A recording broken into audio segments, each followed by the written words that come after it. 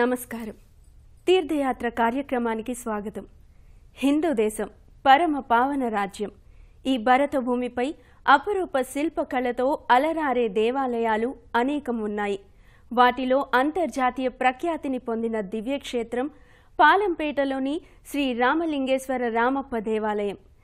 దేశ విదేశీ యాత్రికులను విశేషంగా ఆకట్టుకుంటున్న ఈ ప్రదేశం ఆహ్లాదకరమైన ఆధ్యాత్మిక పర్యాటక క్షేత్రంగా విరాజిల్లుతోంది. ఇక్కడ కొలువైన మహాదేవుణ్ణి రామలింగేశ్వర స్వామిగా పిలుస్తారు. వందల ఏళ్ల చరిత్ర ఉన్న రామప్ప దేవాలయ విశేషాలను నేటి తీర్థయాత్రలో చూద్దాం.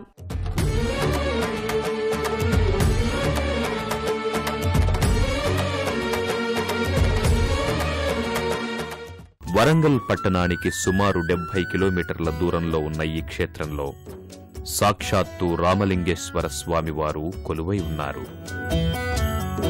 దేశంలోనే ముఖ్యమైన చారిత్రక క్షేత్రంగా విరాజిల్లుతోన్న ఈ దివ్యక్షేత్రంలోనే రామప్ప దేవాలయం భక్తులకు దర్శనమిస్తుంది. సాక్షాత్తు రామలింగేశ్వర స్వామివారు కొలువైన ఈ దివ్యక్షేత్రం శ్రీ రామలింగేశ్వర స్వామివారి లీలా విశేషాలతో పునీతమవుతూ చారిత్రక ప్రాధాన్యాన్ని, పౌరాణిక ప్రాశస్త్యాన్ని కూడా సంతరించుకుంది. ఈ దివ్యక్షేత్రాన్ని చేరుకోవడానికి వరంగల్ వరకు బస్సు లేదా రైల్లో ప్రయాణించి అక్కడి నుంచి బస్సులో ఈ దివ్యక్షేత్రాన్ని చేరుకోవచ్చు. ఈ దివ్యక్షేత్రాన్ని చేరుకునే మార్గం భక్తులకు ఓ మధురానుభూతిని మిగులుస్తుంది. ఏపుగా పెరిగిన వృక్షాలు, కొండలు, గుట్టలు, ప్రకృతి రమణీయ దృశ్యాలు ఈ మార్గం వెంట వెళ్లే భక్తుల హృదయాలను మైమరపిస్తాయి. అంతర్జాతీయ గుర్తింపు పొందిన ఆ ఆలయం పలు విశేషాల సమాహారం. కాకతీయ నిర్మితమైన రామప్ప గుడిలోని చిత్ర కౌశలం, శిల్ప నైపుణ్యం వర్ణించలేనివి. ఈ కాకతీయ శిల్ప చాతుర్యమంతా ఇన్నేళ్లు గడిచినా ఈనాటికి చూపరులకు అమితానందాన్ని కలిగిస్తుంది. నాట్యశాస్త్రమంతా మూర్తిభవించి స్తంభాల మీద, కప్పుల మీద కనబడుతుంది.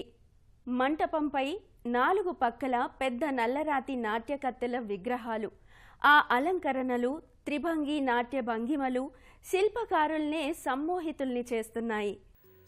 దేశంలోనే ప్రసిద్ధమైన చారిత్రక దేవాలయంగా ప్రసిద్ధిగాంచిన రామప్ప దేవాలయానికి చేరుకున్న భక్తులు ఆలయ ప్రాంగణానికి చేరుకుంటారు. ఆలయ ప్రాంగణంలో ఉన్న దుకాణాలలో స్వామివారికి ప్రీతిపాత్రమైన పూజా ద్రవ్యాలను సేకరించుకుని అనంతరం ప్రధానాలయ ప్రాంగణానికి చేరుకుంటారు. విశాలమైన ప్రాంగణంలో, ప్రశాంతమైన వాతావరణంలో అలరారుతోన్న ఈ దివ్యాలయాన్ని రామప్ప అనే శిల్పి నిర్మించాడు కాబట్టి అతని పేరు మీదే ఈ ఆలయం చారిత్రకంగా ప్రసిద్ధి నొందింది. దేశంలోనే అత్యంత సుందరమైన శిల్పకళాఖండాలున్న ఈ దివ్యాలయాన్ని 1213వ సంవత్సరంలో రేచర్ల రుద్రుడు కట్టించినట్లు చారిత్రక ఆధారాల ద్వారా తెలుస్తోంది. ఈ దేవాలయం తూర్పు దిశాభిముఖంగా దర్శనమిస్తుంది. ఎత్తైన వేదికపై గర్భాలయం, అంతర్భాగాన 3 వైపులా ప్రవేశ ద్వారాలు కలిగిన మండపం దర్శనమిస్తుంది. ఇందలి మహామంటపం మధ్య భాగాన గల కుడ్య స్తంభాలు, వాటిపై గల రాతిదూలాలపై రామాయణ, పురాణ ఇతిహాస గాథలతో నిండిన అతి సుందర శిల్పాలు దర్శనమిస్తాయి. ఈ మహామండపం వెలుపలి అంచున పైకప్పు కింది భాగాన అమర్చబడిన నల్లటి నునుపురాతి పలకలపై వివిధ భంగిమలలో సర్వాంగ సుందరంగా చెక్కబడిన మదనిక, నాగిణుల శిల్పాలు కాకతీయ శిల్పకళకు చక్కని తార్కాణాలుగా దర్శనమిస్తాయి. ఈ ఆలయ ప్రాకారాలు, గోడలపై మనోహరమైన శిల్పరాజాలెన్నో భక్తులను మైమరపిస్తాయి. అలాగే ఆలయం లోపలి భాగంలో దాదాపుగా శిథిలమైన మండపాలు భక్తులకు దర్శనమిచ్చి అలనాటి శిల్పకళా సంపదను తేటతెల్లం చేస్తాయి. ఇదే ఆలయ ప్రాంగణంలో ఉన్న నంది మండపానికి చేరుకుంటారు. ఈ నంది మండపంలో కొలువైన నందీశ్వరుడు భక్తుల మదిలో భక్తిభావాన్ని పెంచుతాడు. అందంగా, హృద్యంగా, భారీ సైజులో ఉన్న ఈ నందీశ్వరుని శిలారూపం భక్తులను అబ్బురపరుస్తుంది. స్వామివారి ఎదురుగా తానెప్పుడూ ఉంటానన్నట్టుగా ఇక్కడ నందీశ్వరుడు దర్శనమిస్తాడు. ఇసుక పునాదులు, తేలే ఇటుకలు, రాయిని మీటితే రాగాలు, నల్లరాతిపై సొగసైన మదనికలు, సూది బెజ్జం సందుతో అతి సూక్ష్మ శిల్పాలు, విభిన్న రూపాల్లో వందలాది ఏనుగుల బొమ్మలు, అదరహో అనిపించే శిల్పకళా వైభవం ఇప్పటికీ అబ్బురపరిచే అప్పటి ఇంజనీరింగ్ టెక్నాలజీ విశ్వవిఖ్యాతమైంది. అంతర్జాతీయ వారసత్వ కట్టడంగా యునెస్కో గుర్తింపు లభించింది. తెలుగు రాష్ట్రాల్లో ఇటువంటి గుర్తింపు లభించిన తొలి కట్టడం రామప్ప. భక్తులు అనంతరం ప్రధానాలయ ప్రాంగణానికి చేరుకుంటారు. ప్రధానాలయమంతా మనోహరమైన శిల్పరాజాలతో అందంగా ఆహ్లాదకరంగా దర్శనమిస్తుంది. ఈ ఆలయ కుడ్యాలు, ప్రాకారాలపై నల్లని రాతి పలకలపై అమర్చిన శిల్పాలు కాకతీయుల శిల్పకళా వైభవాన్ని, వారికి శిల్పకళ పట్ల ఉన్న అభిరుచిని అవగతం చేస్తాయి. వాటిని దర్శించుకున్న భక్తులు అనంతరం గర్భాలయ ప్రాంగణంలోకి ప్రవేశిస్తారు. కాకతీయుల కాలంలో క్రీస్తు శకం 1213లో నిర్మించిన రామప్ప దేవాలయానికి ప్రపంచ వారసత్వ హోదా లభించటం ఈ ఆలయ నిర్మాణానికి దక్కిన గొప్ప గౌరవం. ఇసుకపై ఆలయాన్ని నిర్మించడం, నీటితో తేలియాడే ఇటుకలతో గోపురాన్ని కట్టడం, ఆలయ నిర్మాణానికి వాడిన రాతి నేటికి రంగును కోల్పోకపోవటం వంటి అనేక విశేషాలు ఇక్కడ కనిపిస్తాయి.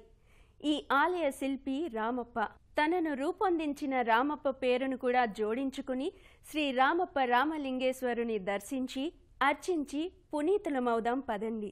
ఇక్కడున్న కొన్ని శిలలు సప్తస్వరాలను పలికించటం కూడా ఈ దేవాలయంలోని విశేషంగా చెబుతారు.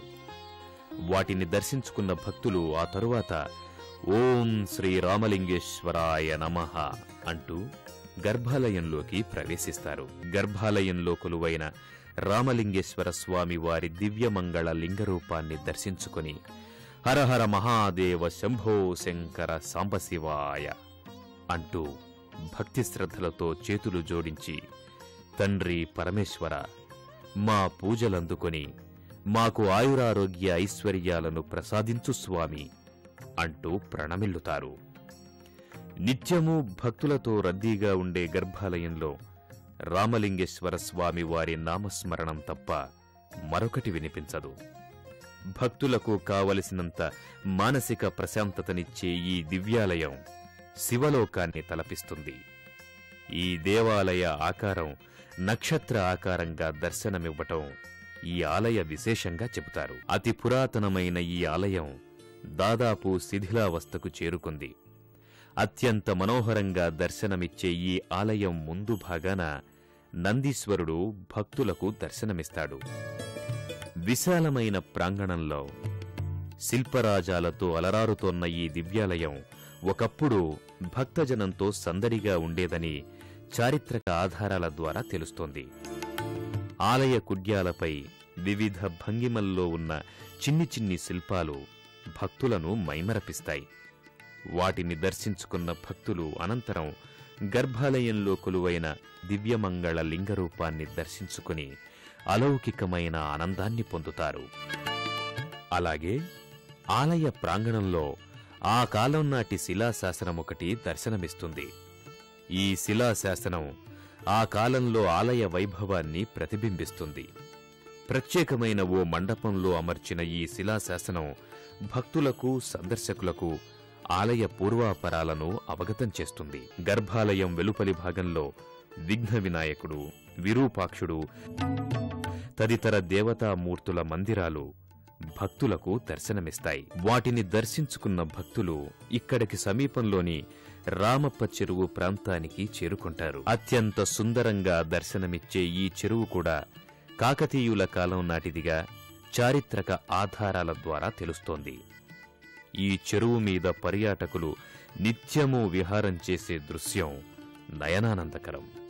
రామప్ప చెరువు ప్రాంతానికి చేరుకున్న భక్తులు ఇక్కడే ఉన్న శివాలయానికి చేరుకుంటారు. ఈ దివ్యాలయం దాదాపు శిథిలావస్థకు చేరుకుంది. ఈ ఆలయంలోకి చేరుకున్న భక్తులను ఆలయ కుడ్యాలు, ప్రాకారాలు మైమరపిస్తాయి. అత్యంత మనోహరంగా దర్శనమిచ్చే శిల్పరాజాలు ఈ ఆలయానికి వన్నె తెచ్చాయి. వాటిని దర్శించుకున్న భక్తులు గర్భాలయంలో కొలువైన పరమేశ్వరలింగాన్ని భక్తితో దర్శించుకొని హరహర మహాదేవ శంభో శంకర సాంబశివాయ అంటూ భక్తి శ్రద్ధలతో కొలుస్తారు. ఆలయంలో పరమేశ్వరలింగానికి ముందు భాగంలో మనోహరమైన నంది ఒకటి దర్శనమిస్తుంది. అలనాటి శిల్పుల పనితనానికి నిదర్శనంగా దర్శనమిచ్చే ఈ నంది భక్తులలో భక్తిభావాన్ని పెంచుతోంది. దట్టమైన అడవిలో ఉన్న ఈ ఆలయం భక్తులకు కావలసినంత మానసిక ప్రశాంతతను అందచేస్తుంది.